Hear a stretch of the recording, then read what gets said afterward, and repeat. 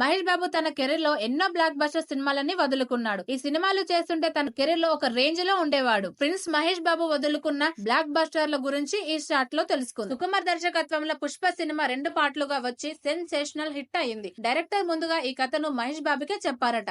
అది తనకు సెట్ కాదని, ఆ క్యారెక్టరైజేషన్ అభిమానులకి నచ్చదంటూ దాని నుంచి తప్పుకున్నాడు.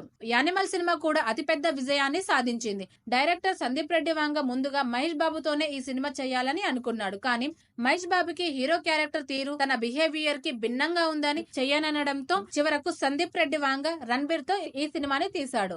ఫిదా సినిమా డైరెక్టర్ శేఖర్ కమ్ముల కూడా మహేష్ బాబుని అనుకునే కథ రాసుకున్నాడు. కానీ మహేష్ బాబు నో చెప్పడంతో కొన్ని కారణాల వల్ల వరుణ్ తేజ్ తో తీశాడు. పూరి జగన్నాథ్ దర్శకత్వంలో వచ్చిన ఇడియట్ ఒకప్పుడు యువతరాన్ని ఊపేసింది. ఈ సినిమాని ప్రిన్స్ మహేష్ బాబుతో చేద్దామని పూరి ప్రయత్నించగా తను ఒప్పుకోకపోవడంతో చివరకు రవితేజతో తీశాడు.